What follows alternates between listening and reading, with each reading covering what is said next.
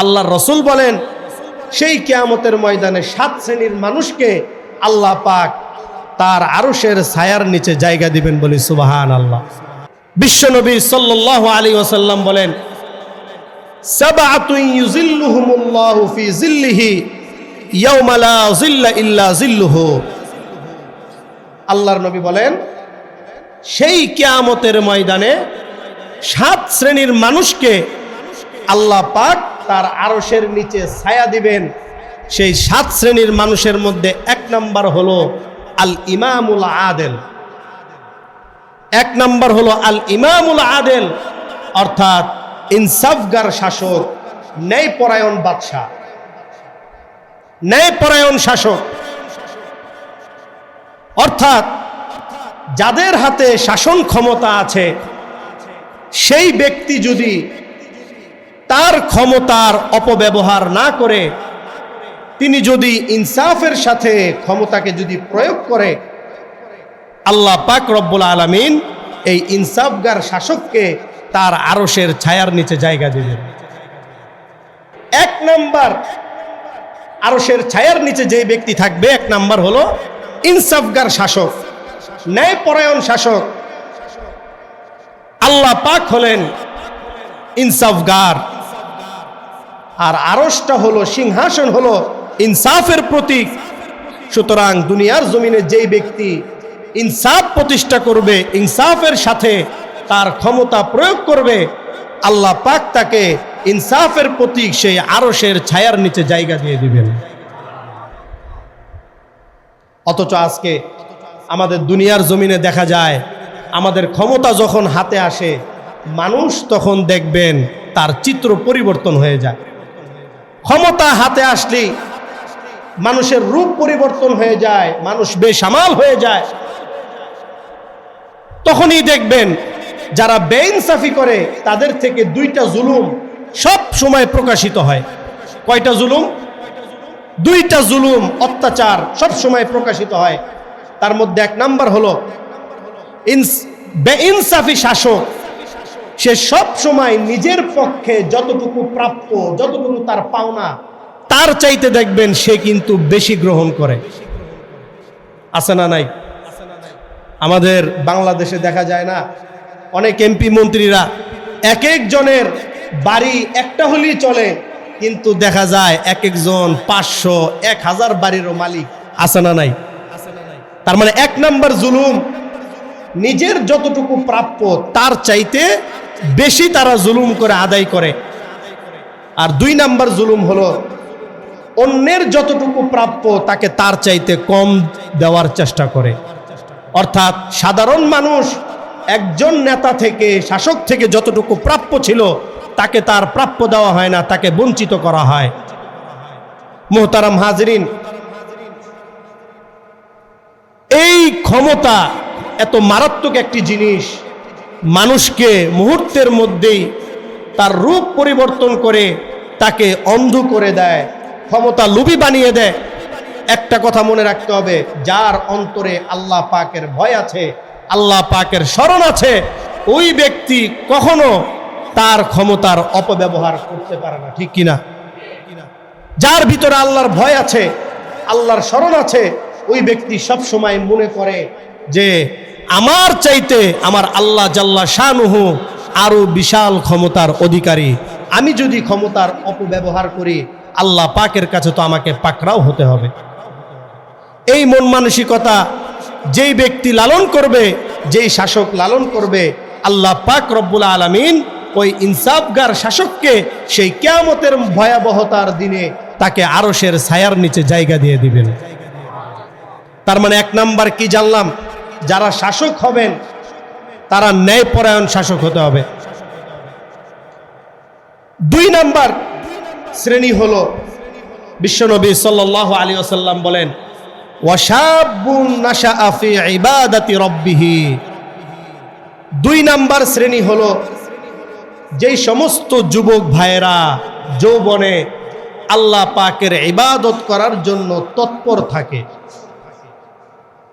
অর্থাৎ যৌবনকালের ইবাদত আল্লাহ তাআলার কাছে অনেক পছন্দনীয়, অথচ আমাদের কেমন জানি একটা টেন্ডেন্সি, মন মানসিকতা তৈরি হয়েছে, আমরা মনে করি বয়স হলেই আল্লাহকে স্মরণ করতে হয়। যৌবনকালে কিন্তু দেখবেন যুবক ভাইয়েরা, যুবতীরা আল্লাহকে কিন্তু বেশি বেশি স্মরণ করতে চায় না। কেমন জানি মনে করে, অনেকে দেখবেন বলেও থাকে, আরে এই যৌবনই তো আনন্দ ফুর্তির বয়স, এই বয়সে কি আমগো ইবাদতের বয়স? এরকম বলে কি বলে না? অনেক অভিভাবকরাও আছে, গার্ডিয়ানও আছে, যারা দেখবেন তাদের সন্তানেরা, ছেলে মেয়েরা যদি অল্প বয়সে ইবাদত বন্দিগি যদি শুরু করে দেয়, বাবা মারা মনে করে, এমনকি অনেক সময় বলেও থাকে, আরে এখন কি তোমার ইবাদতের বয়স হয়েছে? এখন তুমি পড়ালেখায় মনোযোগী দাও, ইবাদত করা দরকার নাই। সন্তান যদি দাড়ি রাখে, দেখবেন বাপের মাথা গরম হয়ে যায়। এই রকম নিকৃষ্ট মন মানসিকতার বাপ মা আছে না নাই? সন্তান আদি যদি হজ করতে যায়, উমরা করতে যায়, সন্তানকে দমায় রাখে, আরে বেটা আমি তো হজ করি নাই, উমরা করি নাই, তুমি কিভাবে হজ উমরার নিয়ত করো?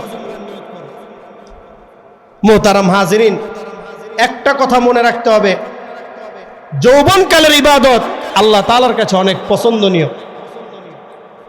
একজন যুবক সমস্ত যৌবনের উচ্ছলতাকে উপেক্ষা করে, সে পাপের চাহিদা থাকা সত্ত্বেও এগুলাকে উপেক্ষা করে যখন ইবাদত করে, আর যার এক পা কবরে চলে গেছে ওই ব্যক্তি যখন ইবাদত করে, এই যুবকের ইবাদত আর বৃদ্ধের ইবাদত কখনো কি এক হতে পারে? একটু জোরে বলুন। আল্লাহ পাকের কাছে যৌবনকালের ইবাদত অনেক বেশি পছন্দনীয়।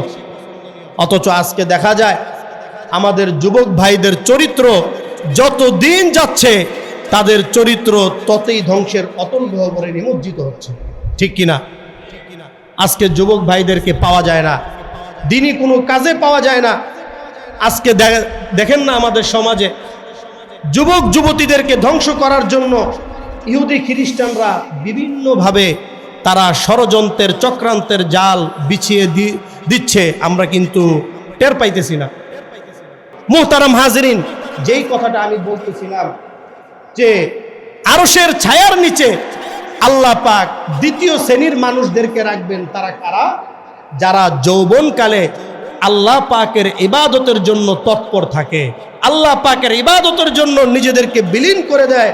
এই যুবক ভাইদেরকে, যুবতীদেরকে আল্লাহ পাক রব্বুল আলামিন সেই কিয়ামতের ময়দানে আল্লাহ পাকের আরশের ছায়ার নিচে তাদেরকে ছায়া দান করবেন, বলি সুবহানাল্লাহ। 3 নাম্বার শ্রেণী আল্লাহ পাক 3 নাম্বার যেই শ্রেণীকে আরশের ছায়ার নিচে জায়গা দিবেন, তাদের সম্পর্কে বিশ্বনবী সাল্লাল্লাহু আলাইহি ওয়াসাল্লাম বলেন, ওয়ারাজুলুন কলবুহু মুআল্লাকুন ফিল মাসাজিদ। 3 নাম্বার শ্রেণী হলো ওই ব্যক্তি যার অন্তরটা সদা সর্বদাই মসজিদের সাথে লেগে থাকে। একটু জোরে সোরে বলা যাবে সুবহানাল্লাহ। কার অন্তর? যেই ব্যক্তির অন্তর আল্লাহ পাকের মসজিদের সাথে, আল্লাহ পাকের ঘরের সাথে লেগে থাকবে, আল্লাহ পাক তাকেই আরশের ছায়ার নিচে জায়গা করে দিবেন। এইটার যদি আমরা একটু ব্যাখ্যা করি, এইভাবে আমরা ব্যাখ্যা করতে পারি, অর্থাৎ যেই ব্যক্তি নামাজ শেষ করে মসজিদ থেকে বের হয়ে যাওয়ার পর আবার মসজিদে আসার জন্য তার অন্তরটা আগ্রহে উদ্গ্রীব হয়ে থাকে, অর্থাৎ মসজিদ থেকে বের হতে তার মন চায় না। সে কেন বের হয়? প্রয়োজনের তাকিদে বের হয়, সংসারের তাকিদে বের হয়, জীবিকা নির্বাহের তাকিদে বের হয়, কিন্তু তার মনটা সব সময় ছটফট করতে থাকে কখন সে মসজিদে আসবে। আর এটাই হলো প্রকৃত মুমিন বান্দার সিফাত। অথচ আজকে দেখেন আমাদের হচ্ছে তার উল্টাটা। মসজিদে আসার পরে আমাদের কেমন জানি ছটফট করতে থাকে কখন আমরা মসজিদ থেকে বাইরে যাব। আছে না নাই? এই মন মানসিকতা আছে না নাই?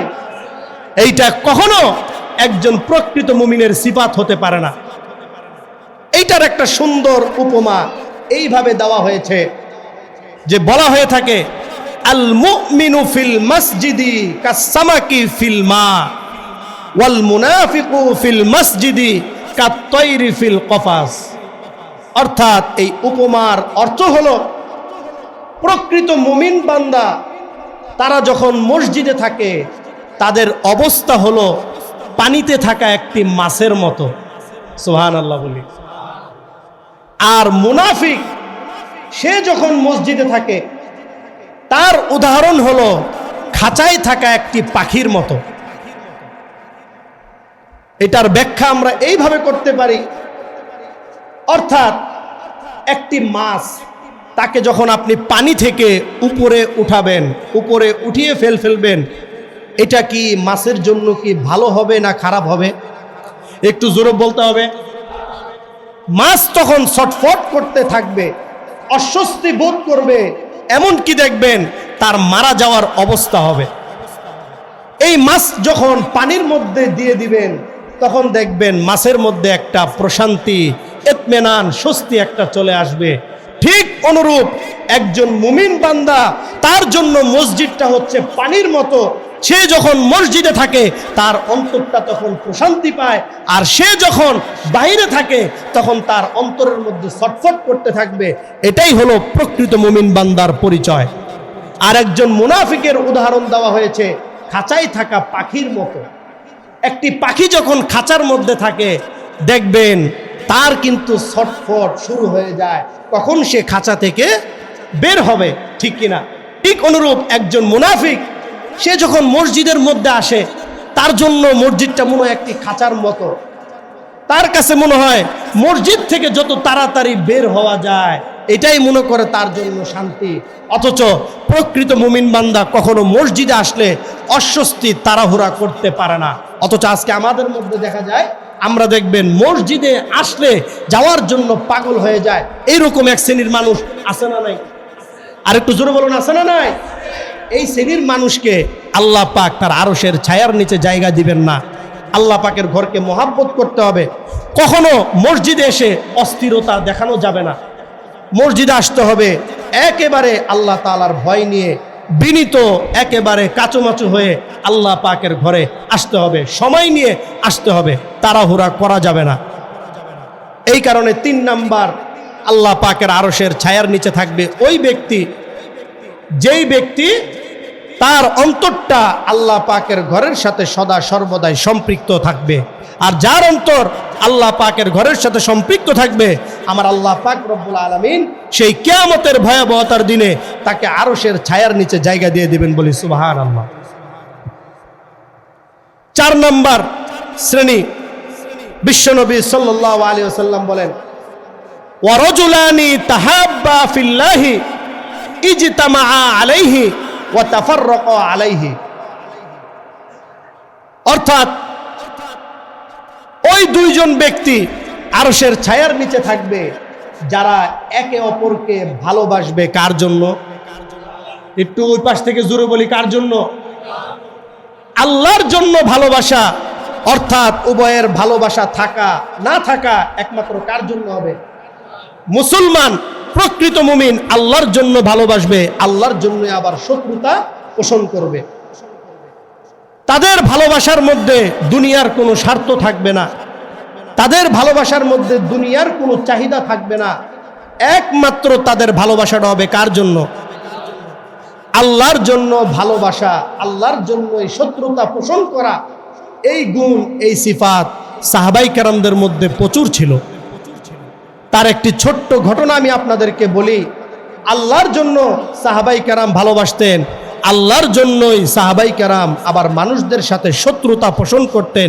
তার একটি ছোট্ট ঘটনা, একদিন বিশ্বনবী সাল্লাল্লাহু আলাইহি ওয়াসাল্লাম, বিশ্বনবীকে যখন একজন মুনাফিক গালি প্রদান করলো, গালি দেওয়া এটাই হলো সবচাইতে জঘন্যতম অপরাধ, জঘন্যতম কুফরি। ভাইরা আমার, আপনারাই বলুন, দুনিয়ার জমিনে কোনো মানুষ যদি বিশ্বনবীকে গালি দেয় তাহলে কি তার এই দুনিয়ার জমিনে থাকার অধিকার আছে? আর একটু ঈমানের পরিচয় দিয়ে বলতে হবে, তার অধিকার আছে? আল্লাহর নবীকে যখন একজন মুনাফিক গালি দিল, গালি দেওয়াটাই তার জন্য জঘন্য অপরাধ, জঘন্যতম কুফরি। এই দৃশ্যটা হযরতে আলী রাদিয়াল্লাহু তাআলা আনহু তিনি স্বচক্ষে তিনি দেখতে পেলেন। আল্লাহর নবীর সাহাবী আলী রাদিয়াল্লাহু তাআলা আনহু একজন বীর বাহাদুর মানুষ ছিলেন। আলী রাদিয়াল্লাহু তাআলা আনহু তিনি সহ্য করতে পারলেন না। বিশ্ব নবীকে যখন গালি দেওয়া হলো, তিনি সঙ্গে সঙ্গে ওই মুনাফিককে মুহূর্তের মধ্যে জমিনের মধ্যে আছাড় দিয়ে তাকে জমিনের মধ্যে ফেলে দিলেন। ফেলে দেওয়ার পরে আলী রাদিয়াল্লাহু তাআলা আনহু ওই মুনাফিকের বুকের মধ্যে চেপে বসলেন। বুকের মধ্যে চেপে বসার পরে তিনি তরবারি নিয়ে তাকে যখন হত্যা করার জন্য উদ্যত হলেন, ওই মুনাফিক সঙ্গে সঙ্গে আলী রাদিয়াল্লাহু তাআলা আনহুর মুখের মধ্যে থুতু দিয়ে দিল। আলী রাদিয়াল্লাহু তাআলা আনহুর মুখের মধ্যে থুতু দেওয়ার পরে আলী রাদিয়াল্লাহু তাআলা আনহু সঙ্গে সঙ্গে মুনাফিককে ছেড়ে দিলেন। সাহাবায়ে কেরামরা পাশ থেকে জিজ্ঞেস করলেন, ওগো আলী, তুমি এই মুনাফিককে ছেড়ে দিয়েছো কেন? এই মুনাফিক তো আল্লাহর রাসূলকে গালি দিয়েছে, আবার তোমার মুখের মধ্যে থুতু দিয়েছে। মুখের মধ্যে থুতু দেওয়ার পরে তোমার তো রাগ আরো বেশি হওয়ার কথা, তাকে তো তোমার হত্যা করার কথা, অথচ তুমি তাকে হত্যা না করে কেন ছেড়ে দিলে? আলী রাদিয়াল্লাহু তাআলা আনহু সঙ্গে সঙ্গে সাহাবীদেরকে লক্ষ্য করে বললেন, ওগো আমার সাথীরা, তোমরা শুনে রাখো, কিছুক্ষণ আগে এই মুনাফিক আমার রাসূলকে গালি দিয়েছিল। আর আমার রাসূলকে গালি দেওয়া মানে আমার আল্লাহকে গালি দেওয়া। আর আমার আল্লাহকে যেই ব্যক্তি দুনিয়ার জমিনে গালি দিবে, আমি আলী দুনিয়ার জমিনে থাকতে ওই ব্যক্তির দুনিয়ার জমিনে এক মুহূর্তের জন্য থাকার অধিকার নাই। আলী রাদিয়াল্লাহু তাআলা আনহু ওই সাহাবীদেরকে লক্ষ্য করে বললেন, একটু আগে আমার রাগটা ছিল আল্লাহর জন্য, একটু আগে আমার গুসাটা ছিল আল্লাহর জন্য, কিন্তু যখনই এই মুনাফিক আমার মুখের মধ্যে থুতু দিয়েছে, তখন আমি যদি তাকে হত্যা করতাম, এটাই হলো আমার ব্যক্তিগত রাগের কারণে হত্যা করা। কারণ আমার মুখে থুতু দেওয়ার কারণে আমার তো রাগ উঠেছে। এখন যদি আমি তাকে হত্যা করি, এটা হবে আমার ব্যক্তিগত রাগের কারণে হত্যা করা। একজন মুমিন মুসলমান কখনো নিজের রাগের জন্য হত্যা করতে পারে না। মুমিনের বন্ধুত্ব শত্রুতা একমাত্র যার জন্য হবে তিনি কে? আল্লাহর জন্য ভালোবাসা হওয়া চাই, আল্লাহর জন্য শত্রুতা করা চাই। যখনই এই মুনাফিক আমার মুখের মধ্যে থুতু দিয়েছে, আমি তখন নিজের রাগকে কন্ট্রোল করে তাকে ছেড়ে দিয়েছি। এটাই ছিল প্রকৃত সাহাবায়ে কেরামদের আল্লাহর রাসূলের প্রতি ভালোবাসা। আল্লাহর রাসূলকে সাহাবায়ে কেরাম কি পরিমাণ ভালোবাসতেন! আল্লাহর রাসূলের একজন সাহাবী ছিল বেলাল হাবশী রাদিয়াল্লাহু তাআলা আনহু। আমার আপনার নবী, বিশ্ব নবী জনাবে মুহাম্মদুর রাসূলুল্লাহ সাল্লাল্লাহু আলাইহি ওয়াসাল্লাম এই বেলাল হাবশীকে এত পরিমাণ ভালোবাসতেন। কেন তিনি ভালোবাসতেন? বেলালের না ছিল কোনো সম্পদ, বেলালের না ছিল সুন্দর কোনো চেহারা, বেলালের ঠোঁটগুলো ছিল মোটো, আর মোটা ঠোঁট এবং শরীরটা ছিল অনেক কালো বর্ণের, পাতিলের কালোর চাইতো আরো কালো। তারপর আল্লাহর নবী কেন বেলালকে ভালোবাসতেন? এই বেলাল ইসলামের জন্য যত সাহাবী কষ্ট সহ্য করেছেন, আমার আপনার নবীর সাহাবী বেলাল রাদিয়াল্লাহু তাআলা আনহু ইসলামের জন্য এত কষ্ট করেছেন। এই বেলাল দুনিয়ার জমিন থেকে যখন আজান দিত, আল্লাহ পাকের আরশের মধ্যে সেই আজানের আওয়াজ পৌঁছায়া যাইত। এই বেলাল রাদিয়াল্লাহু তাআলা আনহু তিনি আল্লাহর রাসূলকে কি পরিমাণ ভালোবাসতেন! আল্লাহর রাসূলের যখন ইন্তেকাল হলো, ইন্তেকালের পরে বেলাল রাদিয়াল্লাহু তাআলা আনহু তিনি মদিনার মধ্যে থাকতে পারেন নাই। এই কারণে থাকতে পারেন নাই, যেখান থেকে আমি আমার নবীকে আর দেখতে পারবো না, সেখানে আমার থাকার কোনো ক্ষমতা নাই। আমার মতো থাকা এটা আমার জন্য সহ্য করা সম্ভব না। বেলাল রাদিয়াল্লাহু তাআলা আনহু আল্লাহর নবী যেদিন ইন্তেকাল করলেন, ইন্তেকাল করার পরে বেলাল মদিনা থেকে চলে গিয়ে কুফার মধ্যে তিনি চলে গেলেন। কিছুদিন তিনি কুফায় অবস্থান করার পরে একদিন আল্লাহর নবীকে স্বপ্নে দেখলেন। বিশ্ব নবী বেলালকে লক্ষ্য করে বলতেছেন, রে বেলাল, কি এমন অত্যাচার করলাম? ওহে বেলাল, আমার কাছে কি তোমার আসতে মনে চায় না? ওগো বেলাল, ইসলামের জন্য তুমি এত কষ্ট করেছো, আমি আল্লাহর নবী তোমাকে কি পরিমাণ ভালোবাসি। এই স্বপ্নটা দেখার পরে বেলাল রাদিয়াল্লাহু তাআলা আনহু মুহূর্তের মধ্যে তার ঘুম ভেঙে গেল। তিনি মুহূর্তের মধ্যে সেই মদিনার মধ্যে চলে গেলেন।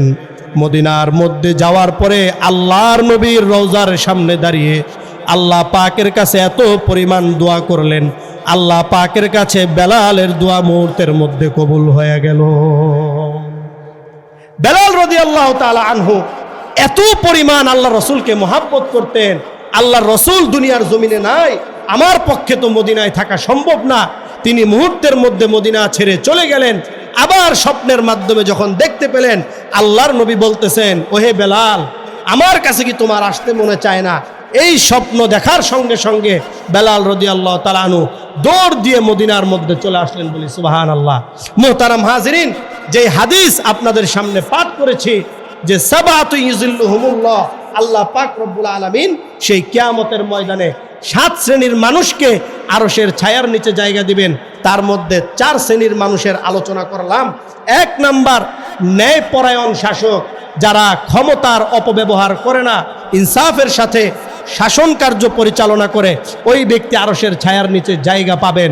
2 নাম্বার হলো যুবক ভাই, যুবক যারা আছেন তারা যৌবনকালে যদি আল্লাহ পাকের ইবাদতের মধ্যে যদি নিজেদেরকে নিমজ্জিত রাখতে পারে, তাদেরকে আল্লাহ পাক আরশের ছায়ার নিচে জায়গা দিবেন। 3 নাম্বার, যাদের অন্তরটা আল্লাহ পাকের মসজিদের সাথে লেগে থাকে। 4 নাম্বার, ওই 2 ব্যক্তি যারা একে অপরকে আল্লাহর জন্য ভালোবাসে, আল্লাহর জন্য শত্রুতা করে। আল্লাহ পাক আমাদের সকলকে যেই যতটুকু আলোচনা হলো এগুলোর উপর ইখলাসের সাথে আমল করার তৌফিক দান করুন।